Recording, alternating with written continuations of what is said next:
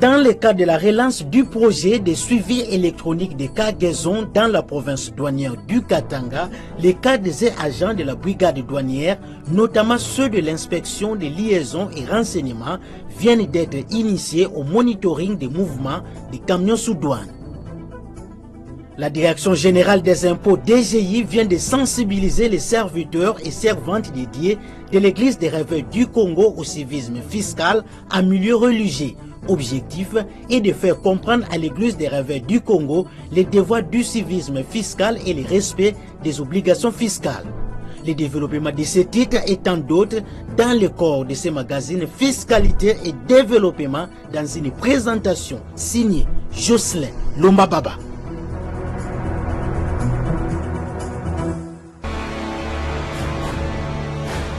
Agence Galaxy Media, la passion de développer la RDC. Madame, Messieurs, bienvenue à ce nouveau numéro de Fiscalité et Développement, magazine spécialisé en finances publiques, dossiers économiques et questions de développement au pays de Félix Antoine Tshisekedi Tshilombo. Les trois régies financières de la République démocratique du Congo ont mobilisé au 10 mai 2024 506,1 milliards de francs congolais répartis de la manière suivante: 294,1 milliards de francs congolais pour la Direction générale des impôts DGI, 125,9 milliards de francs congolais réalisés par la Direction générale des douanes et accises DGDA et la Direction générale des recettes administratives, judiciaires, domaniales et des participations DGRAD, quant à elle, a pu mobiliser au 10 mai 2024 82,2 milliards de francs congolais selon les tableaux de suivi de la situation financière publiés par la Banque centrale du Congo.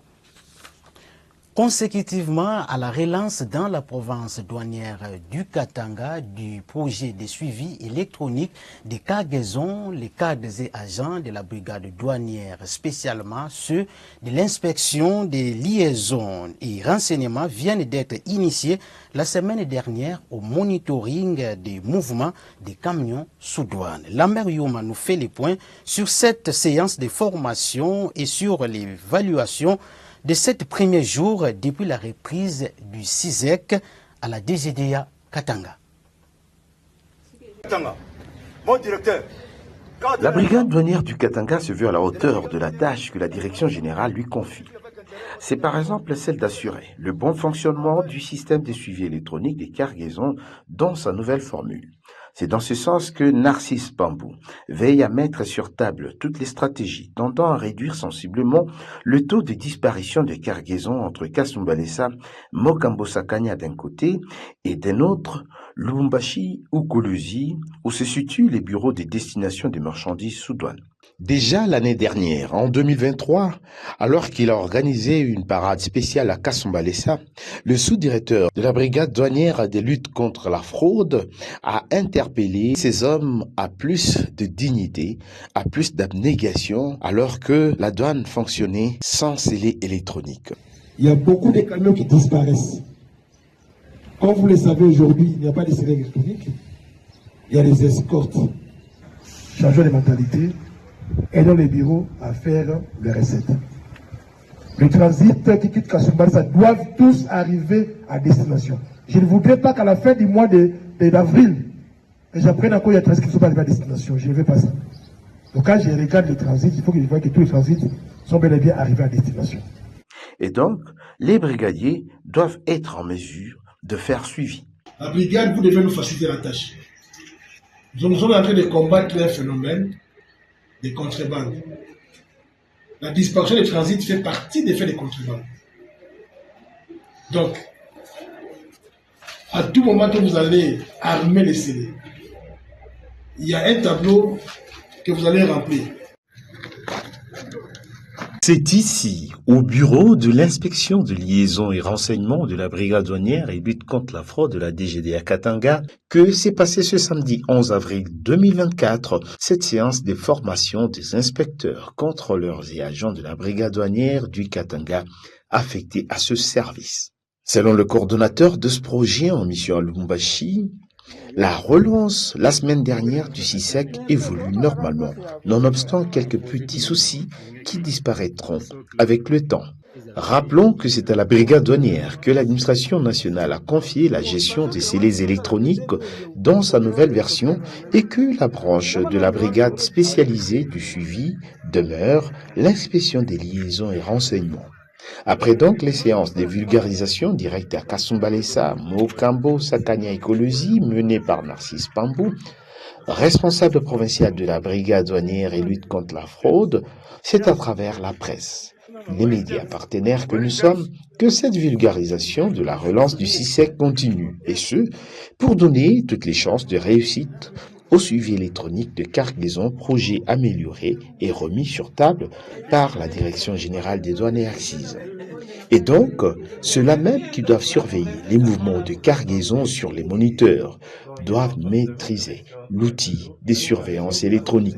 C'est ainsi que Eric Zongia a expliqué au staff de l'ILR DGD à Katanga comment fonctionne l'application de contrôle, comment se connecter, tirer et vérifier toute information sur les cargaisons en route d'un pot de frontière vers n'importe lequel des bureaux de douane dans la province douanière du Katanga. Là, c'est le monitoring du CISEC. Tout ce que vous voyez en bleu et en rouge, ce sont des véhicules sous douane auxquels on a posé des scellés électroniques pour faire le suivi électronique des cargaisons. Dès que ce scellé est posé sur une cargaison, dans le système, elle apparaît, comme vous pouvez voir, sous la forme d'un petit camion. Et ça nous donne la vitesse à laquelle le camion ou la cargaison est en train de rouler, l'heure et la date sur chaque passage où il est en train de passer, et plusieurs autres informations nécessaires pour suivre cette cargaison. Donc voilà un peu comment le monitoring se passe. Donc avec ça, les cargaisons sous douane ne nous échappent pas, parce qu'il suffit seulement qu'il change son itinéraire, nous avons directement une alerte et on sait contacter la brigade mobile pour intercepter cette cargaison. Ces renseignements bien récoltés et exploités permettront la réduction sensible des disparitions des cargaisons. Cette séance de formation a fait la joie de toute l'inspection des renseignements. Nous pouvons applaudir pour le formateur qui a été très bien. Reste ce qu'il faudra appliquer sur terrain toutes ces connaissances acquises aujourd'hui pour que, au fil du temps, les recettes à venir renseignent du succès ou pas de ce projet. La Direction générale des douanes et accises DGDA a été invitée au premier forum annuel sur la loi fiscale congolaise organisé du 13 au 15 mai 2024 par les cabinets d'audit de gestion KPMG RDC. La douane congolaise a été conviée à exposer sur la question des douanes et accises face aux mutations structurelles. Quelles sont ces mutations? Quel est l'état des lieux? Quelles sont les difficultés rencontrées et comment les autorités douanières les contournent? Tentative de réponse avec Arthur Lepria Nkoy, inspecteur des douanes. On l'écoute au micro de Priska Sekana Loutete. Les réformes au sein de la DGDA a commencé depuis les années 2000. La plus importante à ce jour, c'est l'informatisation de la douane avec les systèmes sidoniens où tout se passe sur une plateforme informatique. Et aujourd'hui, nous sommes au niveau de Sidonia World où l'opérateur économique ou les déclarants peut, à partir de ces installations, déposer ou souscrire à une déclaration et elle est traitée automatiquement par la douane. Il y a des structures qui sont mises en place pour permettre à l'État congolais d'avoir plus de recettes. Et dans ce sens, il y a des contrôles qui sont organisés. Nous avons par exemple le système de circuit orange où les valeurs déclarées sont suivies à la loupe et en tenant compte de valeurs de contrôle. La difficulté, c'est déjà, nous sommes dans un environnement difficile. On peut pour un système informatique soit optimal, que vous ayez un rendement optimal, il faut par exemple avoir de l'énergie électrique 24 sur 24, ne pas avoir des problèmes de fourniture d'internet et tout ça. Ça sont des aléas pratiquement techniques, mais sur le plan de fonctionnement, le gouvernement et la haute hiérarchie mettent tout en œuvre pour que cela fonctionne à merveille. Nous sommes en partenariat avec, par exemple, AFS, qui met le moyen matériel. J'ai vu, avant de venir ici, qu'on est, par exemple, pour en ce qui concerne la connexion, chercher à avoir un réseau autonome. Il y a des matériels qui sont achetés, qui sont d'être installés, et donc les autorités cherchent des voies et moyens pour résoudre ces problèmes. Parce que, étant donné que l'informatisation devient l'outil important de notre travail, nous mettons tout en œuvre pour que cet outil soit performant et les autorités ne résignent pas sur les moyens pour que cela soit ainsi. Sachez que la Direction générale des impôts, DGI, a participé aussi à ce premier forum annuel sur la loi fiscale congolaise. Elle a abordé la question sur l'impôt intérieur et l'expérience de la TVA 10 ans après. Priska Sekana Loutete, Etienne Kumba, reportage. Invité à prendre part au premier forum annuel sur la loi fiscale congolaise, organisé par le cabinet d'audit et de conseil KPMG RDC, la Direction générale des impôts DGI, représentée par le DG honoraire Dieudonné Lokadimoga, a abordé la question sur l'impôt intérieur et l'expérience de la taxe sur la valeur ajoutée TVA 10 ans après. Il ressort que dans la perception de l'impôt intérieur, plusieurs réformes devant amener l'administration fiscale congolaise à une bonne rationalisation ont été mises en œuvre. Ce que je souhaiterais souligner, c'est de dire que en fait, l'État n'a pas croisé les bras. C'est une situation qui était peut-être plus compliquée il y a une vingtaine d'années et on s'est engagé dans le cadre des réformes depuis 2001 et à ce jour, disons, les grands axes de cette réforme-là, c'était d'abord de moderniser l'administration elle-même, l'administration fiscale. 2, il y avait les procédures fiscales qu'il fallait moderniser aussi. Et puis, troisièmement, il y avait les textes de fond qui réglementent la législation fiscale même de fond devrait être aussi revue. Étant invités à veiller sur la qualité de travaux organisés en atelier, les participants ont formulé 78 recommandations pour aider un tant soit peu le système fiscal congolais qui semble être mal structuré et affiche un caractère tracassier. La première recommandation comporte le respect strict de l'exclusivité du contrôle fiscal à la DGI conformément aux dispositions de l'article 25 de la loi numéro 004/2003 portant réforme des procédures fiscales. La 10e recommandation, introduction dans l'enseignement primaire et secondaire des notions de civisme fiscal. Ce forum a été placé sous le haut patronage de la plus haute autorité de ce pays, qui est le président de la République. Ce qui veut dire que les résolutions que nous sommes en train de finaliser aujourd'hui vont être déposées sur la table du président. Et nous espérons que dans un bref délai, certaines mesures seront prises pour que les opérateurs économiques, pour que les citoyens congolais qui paient les impôts ne puissent pas continuer à avoir affaire à plusieurs personnes au même moment, afin qu'ils puissent bien vaquer à leurs occupations. Il sied ici de noter que ce premier forum annuel sur la loi fiscale congolaise a connu également la participation de plusieurs experts nationaux et internationaux venus pour réfléchir dans des panels et ateliers hétérogènes autour de nombreuses thématiques liées à la fiscalité congolaise.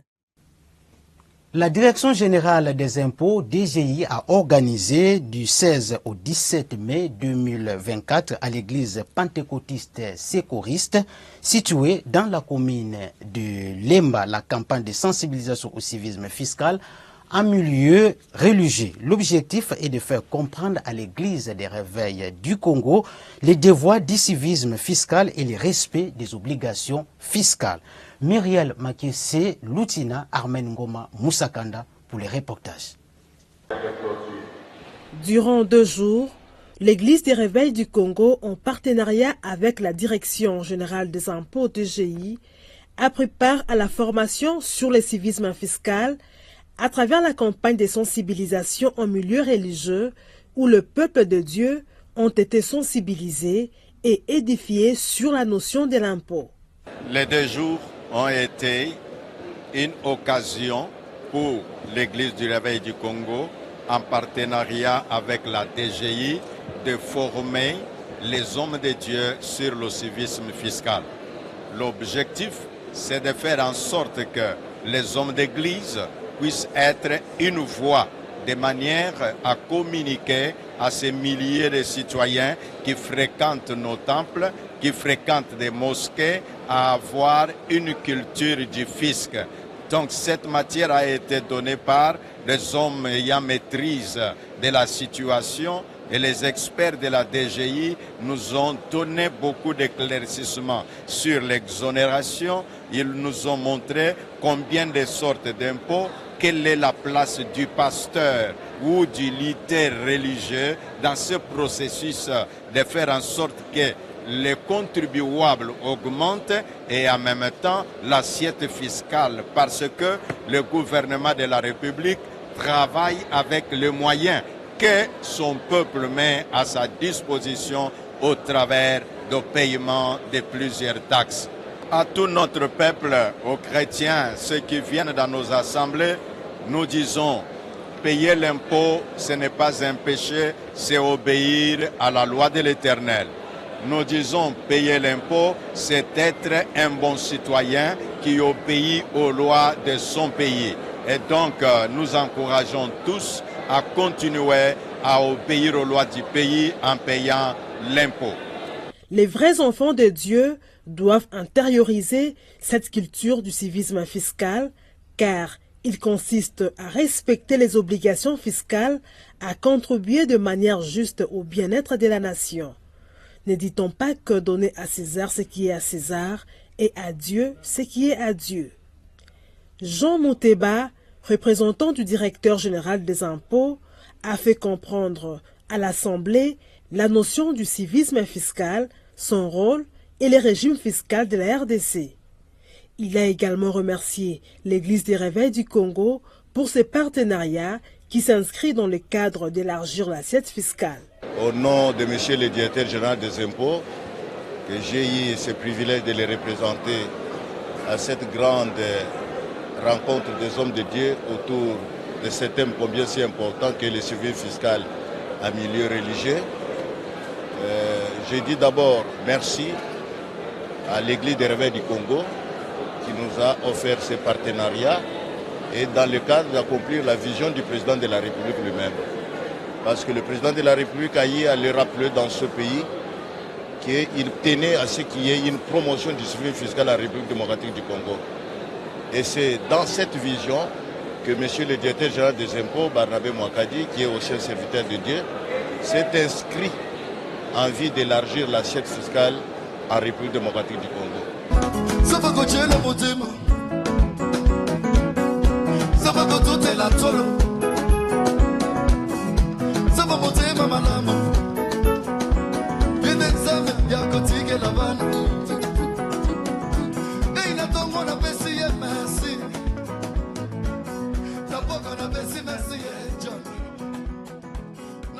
Et donc au cours de cette matinée fiscale, il a été principalement question de montrer aux enfants de Dieu le fondement du civisme fiscal qui réside essentiellement dans le consentement à l'impôt et dans le respect des obligations à ce qui concerne les obligations fiscales. Et au cours de ces 2 jours, les enfants de Dieu ont été édifiés sur le système fiscal qui est applicable aux églises en tant qu'ASBEL, catégorisé association confessionnelle. Payer l'impôt, c'est contribuer au bien-être de la population dans son ensemble. Ainsi donc, chaque Congolais doit contribuer à la couverture de la charge publique de l'État en payant correctement les impôts et taxes.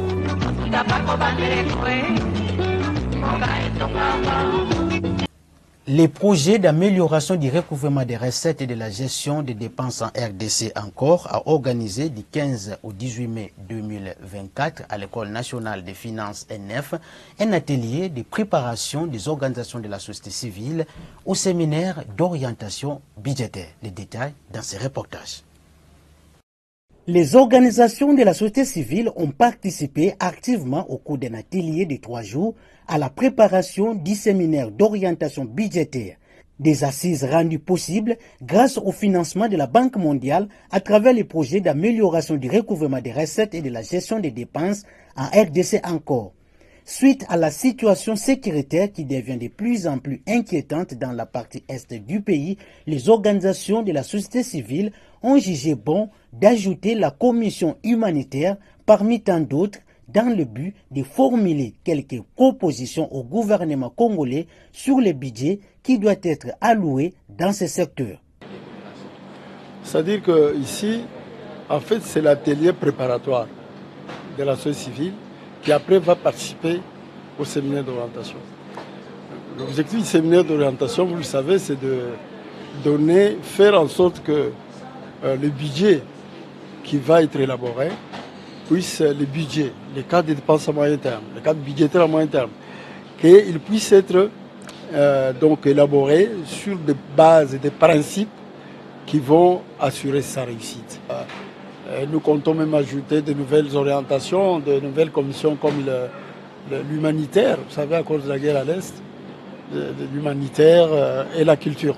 C'est pour faire en sorte que quand nous allons faire nos propositions, elles soient vraiment, qu'elles innovent et qu'elles soient constructives et que le budget puisse, que nous ayons un budget qui peut résoudre les problèmes fondamentaux du peuple congolais. Les gens ne savent pas ce qui se passe. Vous savez, en 3 ans, jusqu'en 2023, donc 2021-2023, les fonds alloués officiellement au ministère des Affaires sociales et humanitaires, c'était 190 millions de dollars. Mais sur les 190 millions, ils n'ont reçu que 19%. Et je vous rappelle que nous avons 7 millions de déplacés.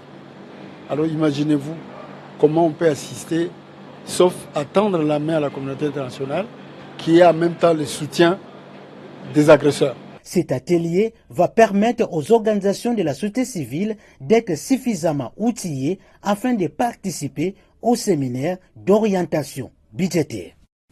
L'initiative pour la transparence des industries extractives ITIE, avec l'appui du projet d'amélioration du recouvrement des recettes et de la gestion des dépenses en RDC encore, a organisé du 14 au 16 mai 2024 un atelier de dissémination du rapport ITIE RDC exercice 2020 et 2021. Objectif est de promouvoir les débats publics sur la gouvernance du secteur extractif et sensibiliser les parties prenantes sur la norme ITIE et de les entraîner à utiliser à bon escient les informations contenues dans les rapports ITIE RDC exercice 2020 et 2021. Geneviève Mizegele Katengesia, Fanfama Kitu Doma. 3 jours ont suffi aux parties prenantes à l'atelier de dissémination du rapport ITIE RDC exercice 2020 et 2021 pour mettre à leur disposition les informations sur les revenus générés par les ressources naturelles, et ce, dans le but d'encourager un dialogue ouvert visant une meilleure compréhension des enjeux liés à la gouvernance du secteur extractif. Ces rapports ont porté sur l'activité extractive, notamment le mine et les hydrocarbures en République démocratique du Congo. L'atelier que nous venons de terminer avait pour objectif de disséminer 3 rapports que l'ITRDC a publié pour les exercices 2020 et 2021. Le premier rapport, c'est le rapport que nous appelons le rapport standard, parce qu'il recèle les informations de l'industrie minière ainsi que du secteur des hydrocarbures. Le deuxième rapport que nous venons de disséminer, c'est le rapport du secteur artisanal, de la filière cuivre et cobalt.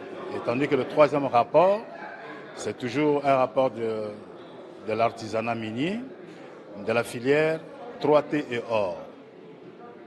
Qui ont été les participants? Ce sont les parties prenantes. Ce sont les délégués de la société civile, les délégués des industries extractives, ainsi que les représentants des institutions publiques. Ensemble, nous avons décortiqué le contenu de ces trois rapports. Nous avons vu les faiblesses de notre secteur minier et des hydrocarbures, et surtout le secteur de l'artisanat. Et ensemble, nous avons formulé des recommandations qui s'ajoutent aux recommandations qui nous ont été formulées par les consultants indépendants qui nous ont élaboré ces trois rapports. Cette campagne de dissémination du rapport ITIE-RDC, exercice 2020 et 2021, a couvert plus ou moins 14 villes du pays, entre autres Kinshasa, Lubumbashi, Kolwezi, Kalemi, Likasi, Kindu, Mbujimayi, Matadi, Moanda, Goma, Bukavu, Durban, Bunia, ainsi que Isiro. Pour ce faire, elle a nécessité des moyens aussi financiers que logistiques. Grâce au financement de la Banque mondiale à travers le projet d'amélioration du recouvrement des recettes et de la gestion des dépenses en RDC encore, cette campagne a pu voir les jours. Le projet encore de la Banque mondiale a pu mettre à la disposition du comité national pour que ses membres puissent se déployer à travers toute la République, à travers toutes les 14 villes qui ont été identifiées, pour partager avec les parties prenantes, aussi bien la société civile, les entreprises et les administrations de l'État, sur le contenu du rapport, afin de pouvoir recueillir leurs avis, leurs recommandations, leurs lectures de ce rapport, et de pouvoir formuler les recommandations pour l'amélioration de la gouvernance et pour l'amélioration des rapports prochains de l'ITE. En fait, conformément à la norme ITE, les rapports qui sont produits, lorsqu'ils sont produits, ils ne sont pas destinés à rester dans les tiroirs des personnes qui les ont produits, mais ils doivent être partagés de manière large au public pour que le citoyen en général, qui est normalement le propriétaire des ressources naturelles, puisse s'imprégner en fait de comment est géré le secteur extractif, quelles sont les ressources qui sont exploitées, quelles sont les ressources financières qui sont générées par l'exploitation des ressources naturelles.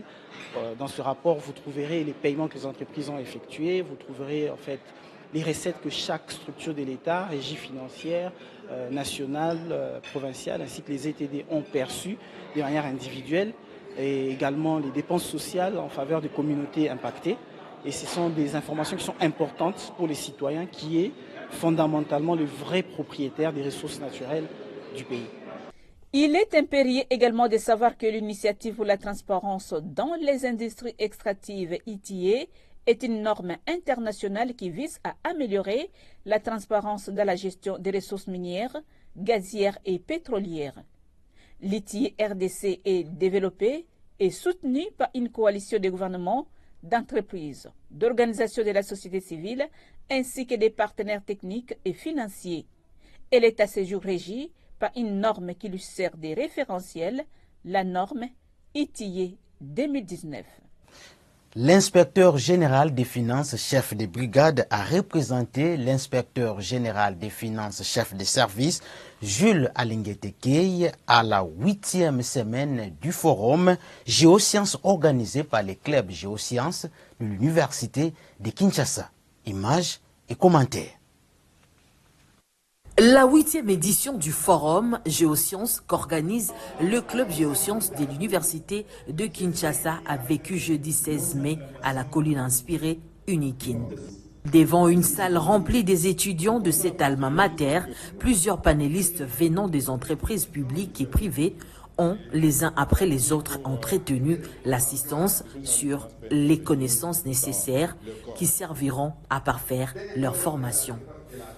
Au nombre des intervenants, l'inspecteur général de finances, chef de brigade des marchés publics, Gabriel Kabanangi Luimbo, représentant personnel du chef de service, Jules Alinguete.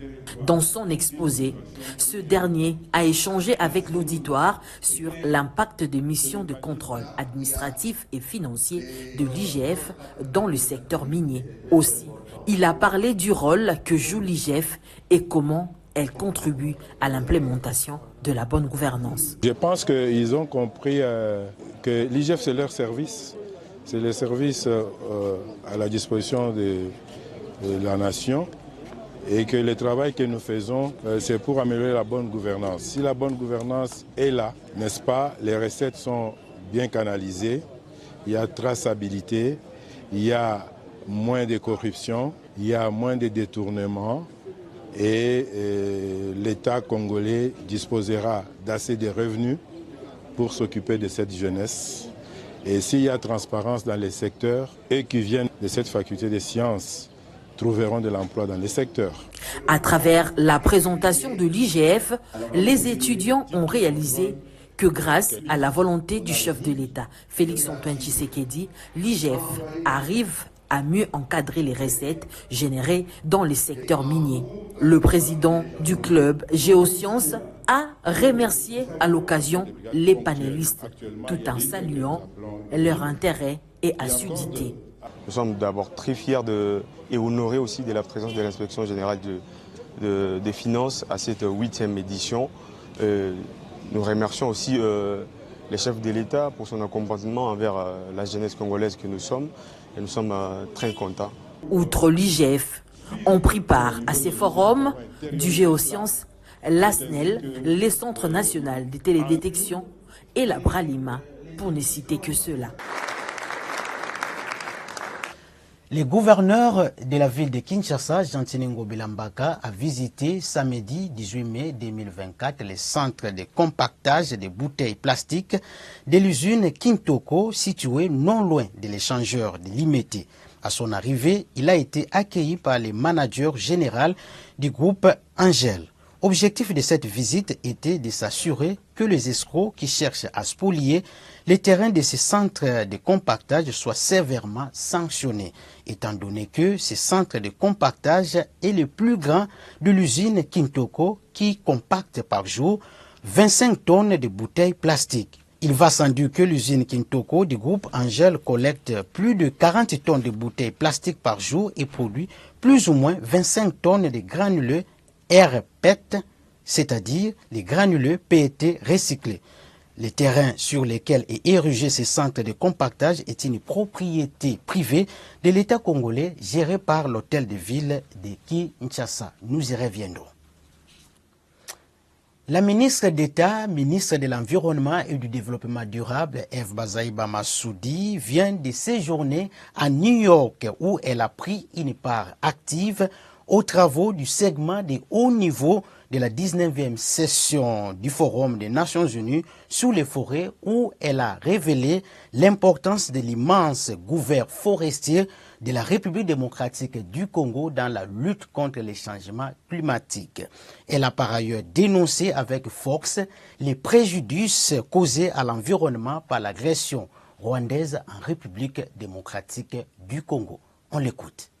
La République démocratique du Congo a une grande expérience à partager en matière de la conservation des forêts, finances, climat, ainsi que le bénéfice accordé à la population, communauté locale, y compris les peuples autochtones. La majorité de notre population vit dans la forêt et se nourrit de la forêt. Cette population a besoin de transfert de connaissances pour mener à bien son rôle de préservation de la faune et de la flore, ainsi que des ressources halieutiques avec l'outil technologique approprié. Ils ont aussi besoin de projets d'alternatives pour la survie en vue de diminuer les moteurs de déforestation. Du 5 au 7 septembre 2022, en marge des travaux de la COP27 sur le climat, la RDC avait organisé une réunion des scientifiques du monde entier pour la préservation des forêts. Et le 11 avril 2024 du mois passé, la RDC a lancé les travaux de construction des bâtiments devant abriter les systèmes de surveillance forestière. À ce jour, la RDC dispose d'une très grande expérience à partager en matière de technologie, de quantification des services rendus par nos forêts en termes de séquestration de gaz à effet de serre grâce à la tour à puits de Yangambi, projet réalisé par l'Union européenne en collaboration avec le Royaume de Belgique. Nous avons aussi l'expérience en matière de capter les fonds de crédit carbone. La conservation des forêts et le paiement des services écosystémiques en faveur de la population de Mai-Ndombe demeure une expérience très satisfaisante. La seule difficulté demeure le faible taux de prix de la tonne de carbone au sud, contrairement au taux fixé au nord. Cependant, l'agression terroriste que nous subissons dans notre pays depuis plusieurs décennies par les groupes armés incontrôlés et les terroristes appuyés par le Rwanda ont détruit une grande partie de la biodiversité de son couvert forestier et toutes les ressources naturelles. Le respect des conventions internationales et la protection de l'environnement doivent être des outils de paix et de sécurité humaine imposables à tous. Je voudrais ici demander que cette déclaration soit reflétée aux conclusions de nos travaux et je vous remercie. La société Plantation et Huileries du Congo PHC est la plus grande firme agroalimentaire de la République démocratique du Congo en termes du capital humain et de production dirigée de main de maître par sa directrice générale Monique Gieskes. Cette société compte plus de 10 000 travailleurs directs et en 3 ans de gestion, la production d'huile de palme est passée de 45 000 tonnes par an en 2020 à 80 000 tonnes en 2023 et se propose de produire 100 000 tonnes d'huile de palme par an en 2025. PHC a reçu à produire 52 tonnes de semences améliorées de riz et de maïs qui ont été certifiées conformes par les SENASEM et mises à la disposition des agriculteurs congolais locaux pour une grande multiplication. Regardez.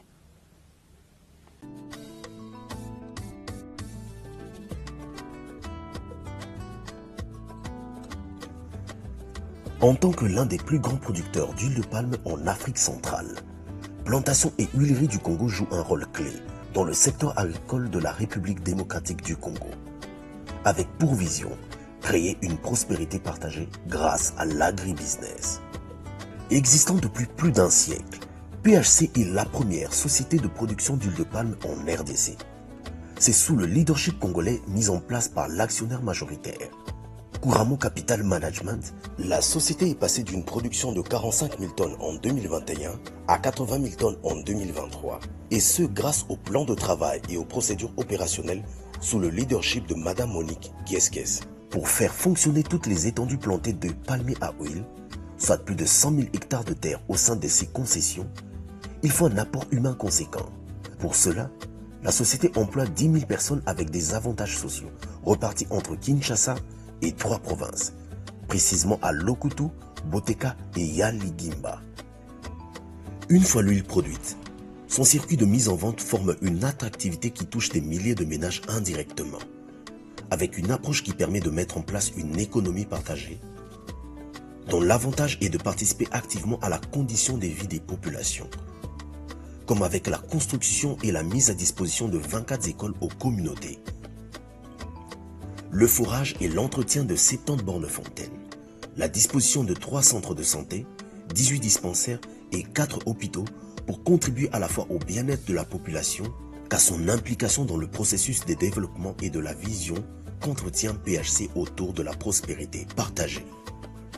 Et c'est dans ce cadre également que la société a lancé depuis septembre 2023 la Fondation PHC, en vue d'amplifier ses actions pour plus d'impact.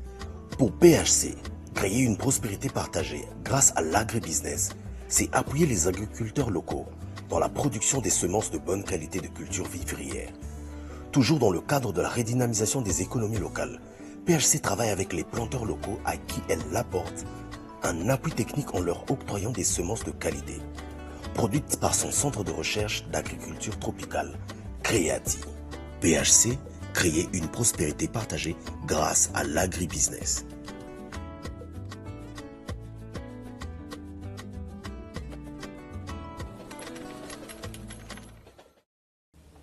L'intersyndicale du Fonds de promotion de l'industrie FPI, en collaboration avec l'Union des travailleurs du Congo, de la Confédération syndicale du Congo et de la Confédération démocratique du travail, s'est dit profondément préoccupée et choquée d'apprendre que la famille Kengo a engagé des actions en justice pour exproprier la concession ex-Manoa des 20 hectares situés dans la commune de Lansele, ici à Kinshasa. Selon la déclaration de l'intersyndicale du Fonds de promotion de l'industrie, FPI, cette concession est une propriété du FPI acquise il y a plus de 10 ans auprès de la société Manoa en bonne et due forme.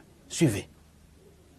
Déclaration de l'intersyndicale du Fonds de promotion de l'industrie au sujet de la concession ex-Manoa. L'intersyndicale du FPI, constituée de syndicats UNTC, CSC et CDT, est profondément préoccupée et choquée d'apprendre les démarches de la famille Kengo tendant à ravir la concession ex-Manoa, propriété du FPI.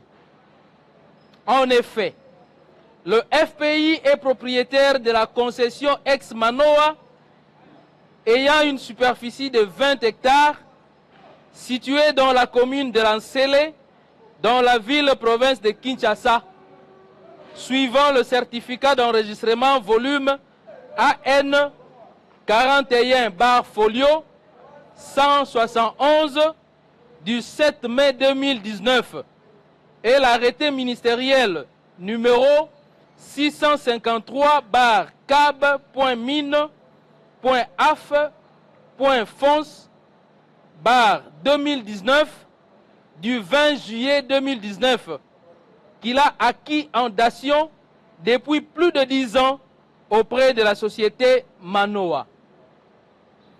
Disposant de son titre de propriété obtenu en bonne et due forme, le FPI a lancé un projet de logements sociaux en faveur de ses agents et cadres.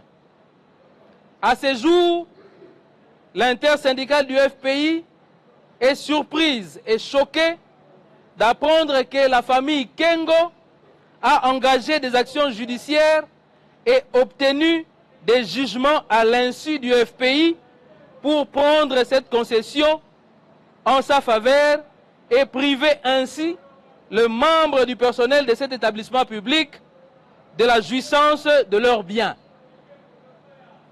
L'intersyndicale du FPI fait noter par ailleurs que dès que le FPI a appris l'existence des décisions judiciaires l'ayant déguerpi de cette concession, a sollicité et obtenu sa réinstallation de l'inspecteur général de services judiciaires et pénitentiaires en date du 8 avril 2024.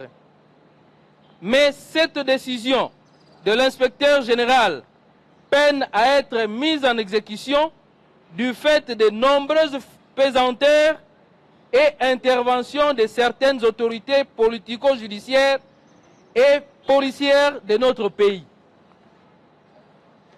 L'intersyndicale du FPI condamne fermement ces actions engagées par la famille Kengo à l'insu de cet établissement public qui dispose de son titre de propriété depuis 2019, lequel titre est devenu à ce jour inattaquable. Elle invite donc les autorités compétentes à faire respecter la loi et à réhabiliter le FPI dans ses droits, c'est-à-dire le réinstaller dans sa concession. L'intersyndicale du FPI s'engage au nom de la défense des droits et intérêts de ses membres à mener toutes les actions nécessaires visant à le remettre dans la jouissance de leurs droits. Plusieurs actions sont prévues pour cela. Ainsi fait à Kinshasa, le 14 mai 2024, pour l'intersyndicale du FPI, le président, le camarade Thierry Bruno Mangala, secrétaire général de l'UNTC. Nous vous remercions. Terminons ces numéros du magazine Fiscalité et Développement avec ces sketchs de sensibilisation au civisme fiscal et au respect des procédures légales concernant la contravention routière sous l'encadrement de la Direction générale des recettes administratives, judiciaires, domaniales et des participations DGRAD.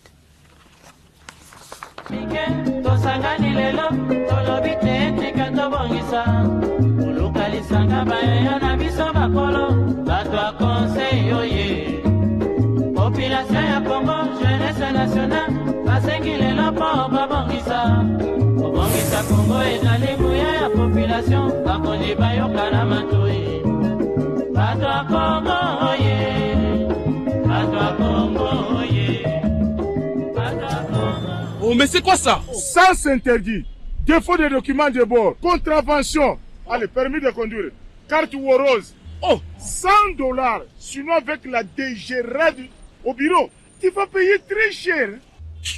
Quel très cher? Alors, mais, hein? Mais, et on a petit non. Bakangi ngati ve. Bakanga pa roulagement quoi. Mais solane. Mais personne n'était ve. Ah. Ve. Bon. Naka petit na wa ve na ngai. Naka petit na ve. Ve. Si maman 60 ba petit ba sauver na palega. Oh, pourquoi on là oh. Jamais. On va au bureau. On va au bureau. On va au bureau.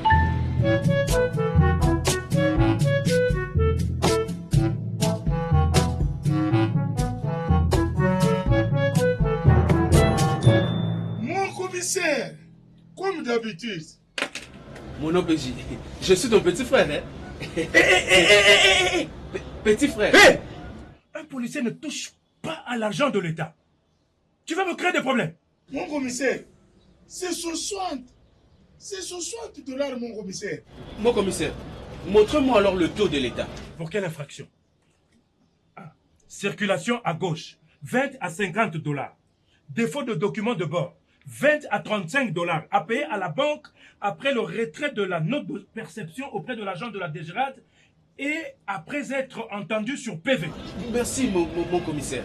Mon commissaire, et le rapport du commandant, commissaire, donc toi, tout ce qu'on nous raconte à la parade, tu somnoles ou tu captes le message?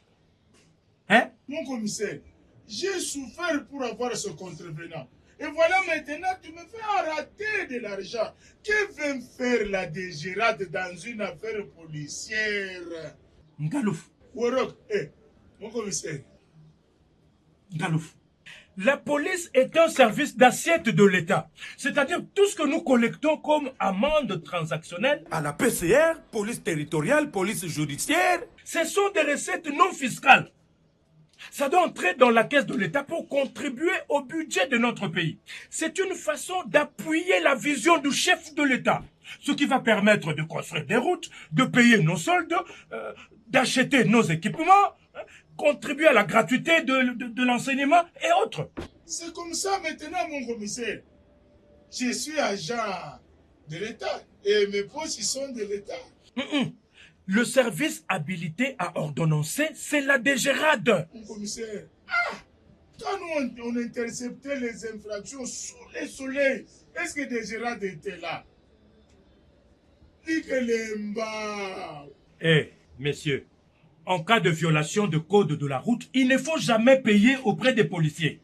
C'est la corruption et c'est une infraction.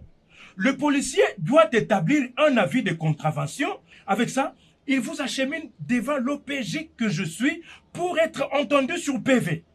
Après établissement du PV d'audition, il va établir un PV de proposition d'amende transactionnelle en imprimé. En imprimé de valeur, s'il vous plaît. Si c'est un simple papier duplicateur, il faut refuser. Voilà, jusque-là, je ne vois pas la DGRAD. C'est avec ce PV que tu vas te présenter auprès de l'agent de la DGRAD pour la note de perception. Mon commissaire, La DGRAD donne seulement la note de perception et le paiement c'est à la police. Mais non! Avec la note de perception, le contrevenant va payer à la banque. Tout ça après constatation, liquidation et ordonnancement. Mon commissaire, si je comprends bien, les infractions c'est nous et le recouvrement c'est la DGRAD. Oui, c'est lui le receveur de l'État. Donc il faut encore aller à la banque. Mais là ça devient compliqué. Oui. Et d'ailleurs, bientôt, il y aura les ATM à proximité pour faciliter le paiement. Et pour vous, les agents qualifiés, le service de la police n'est pas mort. Bientôt, il y aura une mission de contrôle. Mon OPJ, et comment récupérer les véhicules? Après le paiement à la banque, tu amènes la preuve de paiement. Si on refuse de libérer ton véhicule, eh bien, tu appelles au numéro 114. C'est l'inspection générale. Mon commissaire, prenons seulement pour une dernière fois. Jamais. Le commissaire général et l'inspecteur général veillent sur la procédure. Tu risques de passer un séjour à Ndolo, hein? Pense à ta famille. Mbongo ya l'État, na maboko ya DGRAD. Na mabenga ya policier te. L'argent de l'État à la banque après note de perception de la DGRAD. Pas dans nos poches.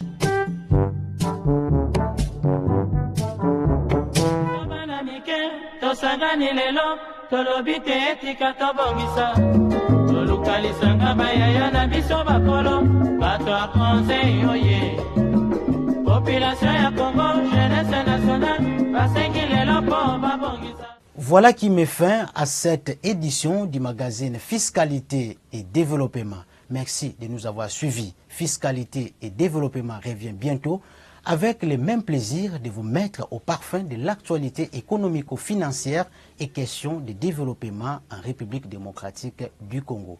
Bonne suite des programmes sur votre chaîne.